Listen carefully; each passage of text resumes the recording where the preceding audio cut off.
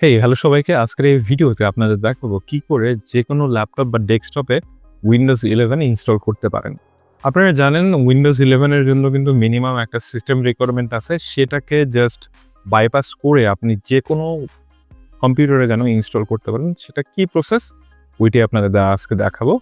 So এর জন্য আমাদের যেটা করতে হবে, প্রথমে আমরা আমাদের কম্পিউটারে চলে যাব, ব্রাউজার ওপেন করব একটা এবং লিখব হচ্ছে Windows 11 লিখে সার্চ দিলে পর যেটা মাইক্রোসফটের ওয়েবসাইট আসবে সেখানে আমরা চলে যাব। এখান থেকে আমরা একটু নিচে দিকে চলে গেলে বিভিন্ন অপশন পাবো। তো দেখবেন Windows 11 ইনস্টলেশন অ্যাসিস্ট্যান্ট আছে, ক্রিয়েট Windows 11 ইনস্টল মিডিয়া আছে। সো এখান থেকে আমাদের যেটা লাগবে ISO ফাইলটা লাগবে। দেখবেন লেখা আছে ডাউনলোড Windows 11 ডিস্ক ইমেজ, এটা সিলেক্ট করে দিবেন অ্যান্ড দেন এখান থেকে ডাউনলোড অপশনে চলে যাবেন, কনফার্মে ক্লিক করে দেবেন। একটু লোডিং নিবে। এরপর আপনাকে ল্যাঙ্গুয়েজ সিলেক্ট করতে বলবে। আমি এখান থেকে ইংলিশ ইন্টারন্যাশনালটা সিলেক্ট করব। আপনারা চাইলে ইংলিশ ইউনাইটেড স্টেটটাও করতে পারেন। সো এরপর আমি কনফার্মে ক্লিক করে দিচ্ছি, একটু সময় লাগবে। অ্যান্ড দেন এখান থেকে আমাকে ডাউনলোডের একটা অপশন দিয়েছে যেটা কিনা 24 ঘন্টা ভ্যালিড থাকবে। এরপরে কিন্তু এই লিঙ্কটা কাজ করবে না। তো মেক শিওর যেন আপনার 24 ঘন্টার মধ্যে ডাউনলোডটা শেষ হয়। সো আমি ডাউনলোডে ক্লিক করে দিলাম এবং ইয়েস, এবং এটা দেখতে পাচ্ছেন আমার ইন্টারনেট একটু স্লো হওয়ার কারণে এটা মোটামুটি 30 মিনিট মতো সময় লাগবে। আপনার একটা ফাস্ট হলে আরও কম সময়ে ডাউনলোড হয়ে যাবে। এটা যদি ডাউনলোড হয়ে যায় তাহলে আমরা অনেকটা এরকম দেখতে একটা ফাইল পাবো। আমরা যদি ডাউনলোডে যাই, এই যে এরকম দেখতে একটা আপনি ফাইল পাবেন যেটাকে বলা হয় ISO ফাইল।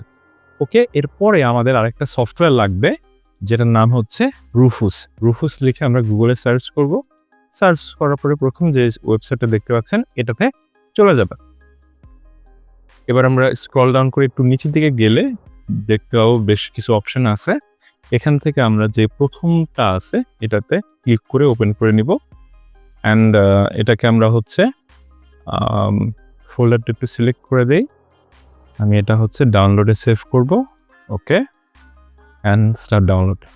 সো এবার আমরা একটু ডাউনলোড ফোল্ডারে চলে যাই, দেখি কি পেলাম। আমরা পেয়েছি হচ্ছে রুফুস আর হচ্ছে ISO ফাইল।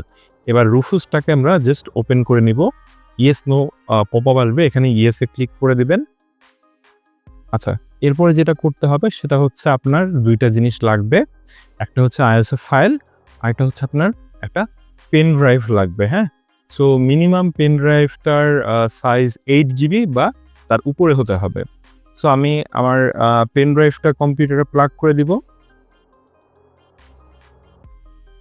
ওকে, প্লাগ হওয়া মাত্রই কিন্তু এখানে দেখতে পাচ্ছেন শো করতেছে 64 GB একটা পেন ড্রাইভ। এখন যদি আপনার এর থেকে বেশি হয় সেটাও শো করবে, এর থেকে কম হলেও শো করবে, কিন্তু মিনিমাম 8 GB যেন হয়। এখন তার আগে মেক শিওর করা দরকার যে আপনার পেন ড্রাইভে কোনো প্রয়োজনীয় ডকুমেন্ট নেই, কারণ এই প্রসেসটার সময় আপনার পেন ড্রাইভটা কিন্তু কম্পিউটার ফরম্যাট করে ফেলবে। সো ভিতরে যদি কোনো প্রয়োজনীয় ডকুমেন্ট থাকে সেটা ফরম্যাট হয়ে যাবে। সো এই কাজটা করার আগে মেক শিওর আপনার প্রয়োজনীয় কোনো ডকুমেন্ট থাকলে সেগুলো অন্য জায়গায় ট্রান্সফার করে নেবেন। সো এরপরে আমরা যেটা করব, এই ISO ফাইলটাকে টেনে নিয়ে এসে এটার উপর ছেড়ে দিব। আচ্ছা, এরপর যা আছে এরকমটাই থাকবে। এখান থেকে একটা জিনিস আমাদের একটু খেয়াল করতে হবে, সেটা হচ্ছে জিপিটি নাকি এমবিআর। এই জিপিটি বা এমবিআর জিনিসটা আমরা কিভাবে বুঝবো? এটা হচ্ছে ডিস্কের ধরন, ঠিক আছে? সো এই ডিস্কের ধরনটা বোঝার জন্য আপনি যেটা করবেন সেটা হচ্ছে আপনার কম্পিউটার বা পিসির উপরে মাউসটা রাখবেন, রাইট বাটনে ক্লিক করবেন আর এখান থেকে ম্যানেজে চলে যাবেন। এরপর আপনি এখান থেকে ডিস্ক ম্যানেজমেন্টে যাবেন। দেন আপনার যে ডিস্কটাতে হচ্ছে অপারেটিং সিস্টেম আছে, আমার ক্ষেত্রে দেখেন ডিস্ক 1-এ হচ্ছে আমার অপারেটিং সিস্টেম আছে, এই যে সি দেখেন এটার আন্ডারে আছে। তো আমি এটাতে রাইট বাটনে ক্লিক করব অ্যান্ড প্রপার্টিসে চলে যাব। যাবার পরে এখান থেকে যদি আমি ক্লিক করি ভলিউমে, সেই ক্ষেত্রে আমি এখান থেকে দেখতে পাবো এটা কি দেখেন, পার্টিশন স্টাইলটা GUID পার্টিশন টেবিল, অর্থাৎ জিপিটি সংক্ষেপে। আপনারটা এমবিআরও হতে পারে। তো আপনার ক্ষেত্রে যেটা থাকবে সেটাকে সিলেক্ট করে নেবেন। আমার ক্ষেত্রে যেহেতু জিপিটি, আমি জিপিটি দিচ্ছি। যদি আমারটা এমবিআর হতো অবশ্যই আমি এমবিআরটা সিলেক্ট করে দিতাম। আমি এখান থেকে জিপিটিটাই সিলেক্ট করে দিচ্ছি অ্যান্ড এখান থেকে আমি স্টার্টে ক্লিক করব অ্যান্ড ওকেতে ক্লিক করব।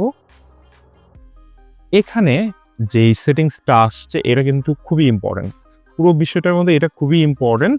এখানে দেখেন কতগুলো চেক বক্স আছে, এর মধ্যে প্রথমটা বলতেছে remove requirement for 4GB plus RAM secure boot and TPM 2.0।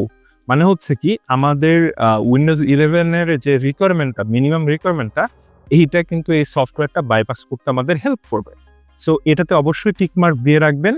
এবং রিকোয়ার্ড হচ্ছে কি মাইক্রোসফট অ্যাকাউন্ট। আপনি কিন্তু মাইক্রোসফট অ্যাকাউন্ট ছাড়া হচ্ছে সাধারণত উইন্ডোজ 11 ইনস্টল করতে পারবেন না। ফোর্সফুলি মাইক্রোসফট আপনাকে একটা উইন্ডোজ অ্যাকাউন্ট খুলতে বলবে বা মাইক্রোসফট অ্যাকাউন্ট খুলতে বলবে, আপনি সেটাও চাইলে চেকমার্ক দিয়ে রাখবেন, তাহলে আপনার মাইক্রোসফটের অ্যাকাউন্টটা লাগবে না। আর এখান থেকে আপনি চাইলে আগে থেকে একটা ইউজার অ্যাকাউন্ট ক্রিয়েট করে রাখতে পারেন, এই নামে একটা ক্রিয়েট হয়ে যাবে। সো আমি এটা চাচ্ছি না। আর নিচেরগুলো অবশ্যই চেকমার্ক দিয়ে রাখবেন। আর এটা যদি আপনি ইউজার আগে থেকে ক্রিয়েট করতে চান, আপনার নামটা এখানে দিয়ে দিতে পারেন, বা যার নামে চাচ্ছেন, আমি চাচ্ছি না, আমি তাই দিলাম না চেকমার্ক। ওকেতে ক্লিক করে দিবেন অ্যান্ড দেন আরেকবার ওকে দিতে হবে, যে পেন ড্রাইভটা কিন্তু ফরম্যাট হয়ে যাবে, এরকম একটা ওয়ার্নিং আপনাকে দিচ্ছে। ওকেতে ক্লিক করবেন এবং দেখেন এখান থেকে কিন্তু প্রসেসটা দেখাবে আপনাকে যে কি প্রসেস করতেছে। এখন একটু সময় লাগবে, একটু ওয়েট করতে হবে আপনাকে, এবং প্রসেসগুলো এখানে নিচে চলমান থাকবে, আপনি দেখতে পারবেন।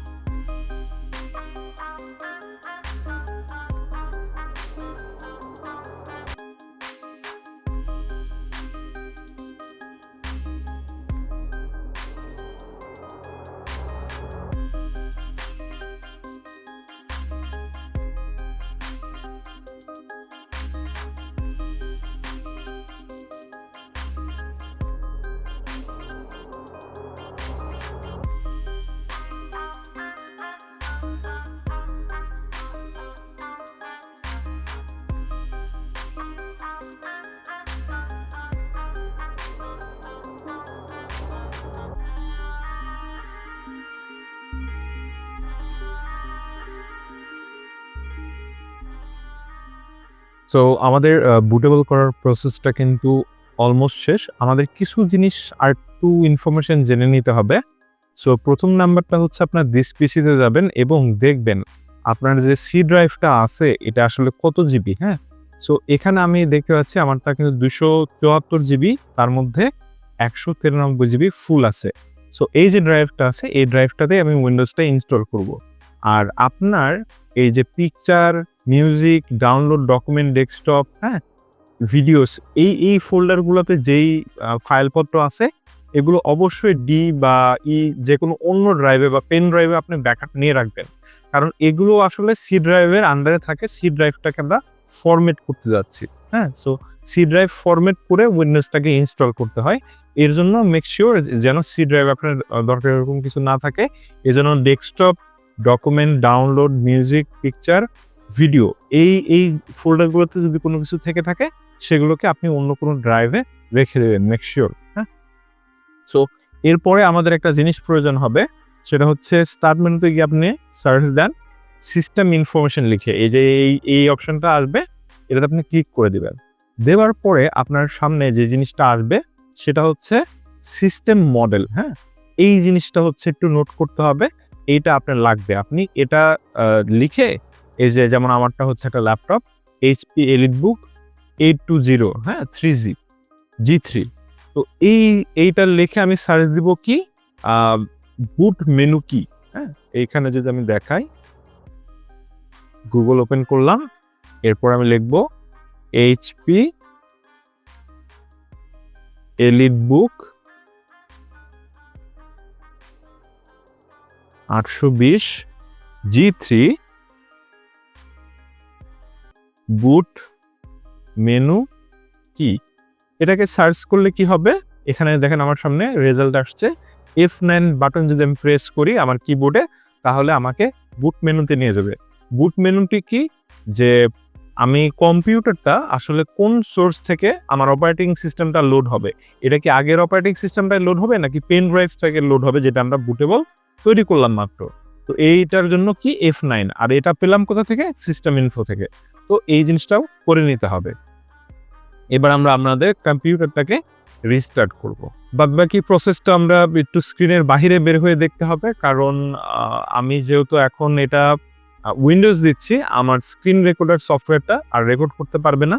দ্যাটস ওয়াই আমাকে কিন্তু এটা এখন মোবাইল দিয়ে রেকর্ড করতে হবে। সো আমরা মোবাইল দিয়ে রেকর্ড করব যে এটা আসলে আমি কিভাবে ইনস্টল করতেছি, মানে বাদবাকি প্রসেসটা। কম্পিউটারটি রিস্টার্ট হওয়ার পরে F9 প্রেস করতে থাকবো, কারণ আমার হচ্ছে বুট কি হচ্ছে F9, এজন্য F9 প্রেস করতেছি। আপনারটা যদি অন্য কোনো বাটন হয়ে থাকে আপনি সেটাকে প্রেস করতে থাকবেন।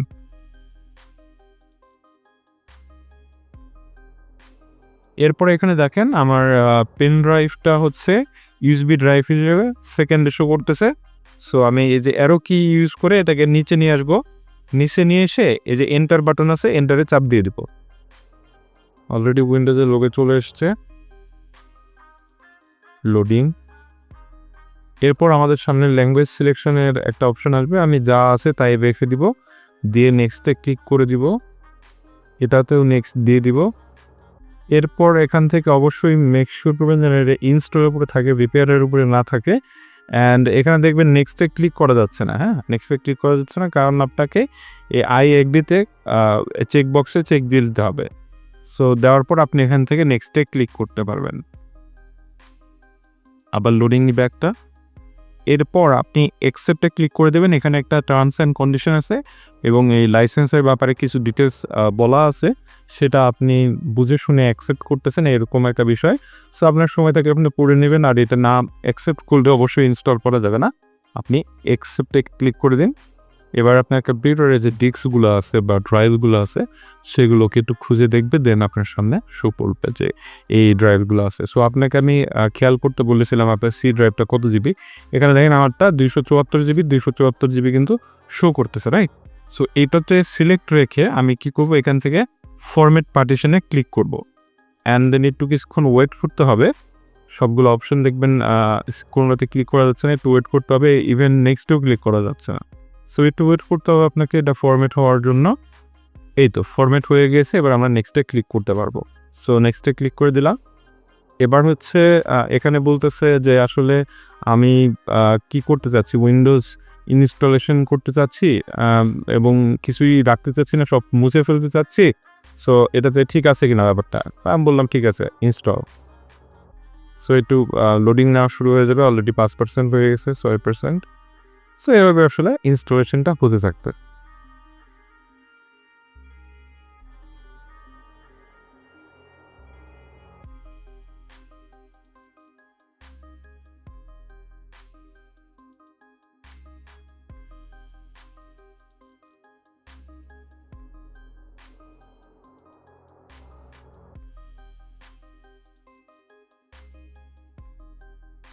তো এটার প্রসেসিং এখন হচ্ছে 34% হচ্ছে মাত্র, আরও সময় লাগবে। এটা ডিপেন্ড করে আপনার কম্পিউটারের হার্ড ডিস্ক বা এসএসডির উপরে। হ্যাঁ, সো এটা সময় লাগতে পারে। আমাদের কম্পিউটার অটোমেটিক একটা রিস্টার্ট নিয়েছে, কয়েকবার রিস্টার্ট নিতে পারে, এতে ভয় পাওয়ার কিছু নাই। এরকম রিস্টার্ট হতে পারে 2-4 বার। এটার মাধ্যমে আপনার ইনস্টলেশন প্রসেস কমপ্লিট হবে আসলে। দেখতে পাচ্ছেন এবার এইচপির লোগো এসছে এবং নিচে লোডিং শুরু হয়ে গেছে।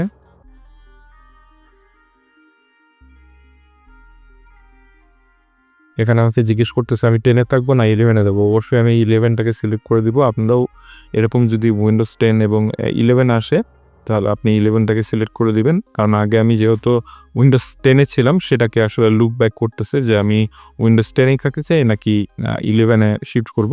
সো সেক্ষেত্রে আমি উইন্ডোজ 11টাকেই সিলেক্ট করে দিয়েছি। একবার ইনস্টলিংয়ের পার্সেন্টেজ দেখাচ্ছে 0-তে।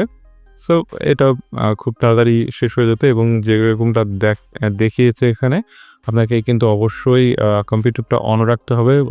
ভুলবশত পাওয়ার কাট করলে বা যদি আপনি বৈদ্যুতিক লাইন বন্ধ করে দেন তাহলে সমস্যা হতে পারে। আপনি মেক শিওর করবেন আপনি যে সময়টাতে কাজ করতেছেন ওই সময়টা যেন লোডশেডিং না হয়, তাহলে আপনার জন্য ভালো।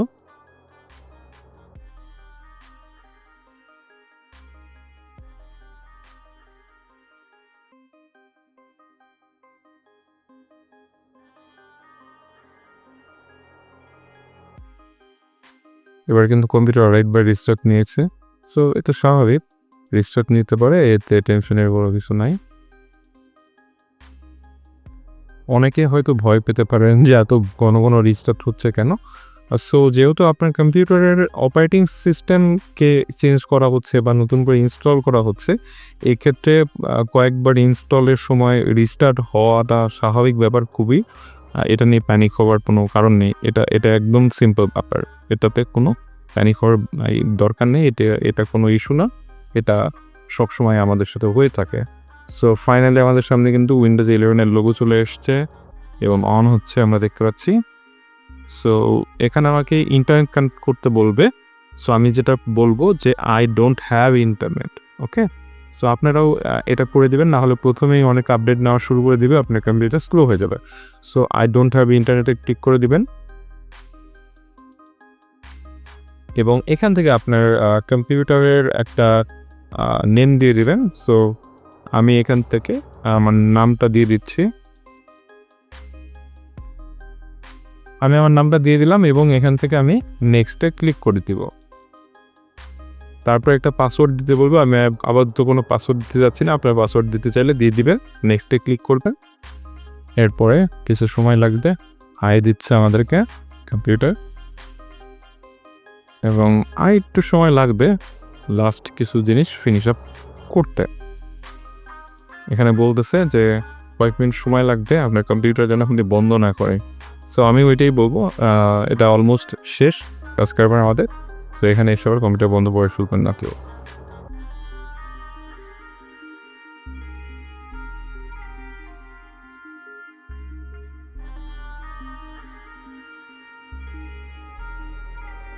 ইয়াহু, আমাদের কিন্তু উইন্ডোজ 11 সাকসেসফুলি ইনস্টলেশন ডান, ঠিক আছে। সো আমাদের সামনে কিন্তু উইন্ডোজ 11 চলে এসেছে। একইভাবে আপনারা আপনাদের কম্পিউটারে উইন্ডোজ 11 ইনস্টল করতে পারেন, যদিও আপনার কম্পিউটার হয়তো এটাকে সাপোর্ট করে না, তারপরে আপনি চাইলে আপনার কম্পিউটারে এটা ইনস্টল করতে পারবেন। সো এরকম আরও বিষয় আপনাদের যদি জানার দরকার হয় চ্যানেলটাকে সাবস্ক্রাইব করে রাখবেন। যদি কোনো প্রশ্ন থেকে থাকে কমেন্টে জানাবেন, আর ভিডিওটা ভালো লাগলে একটা লাইক দেন। দেখা হবে পরবর্তী কোনো ভিডিওতে, সে আশা রেখেই আজকের মতো বাই।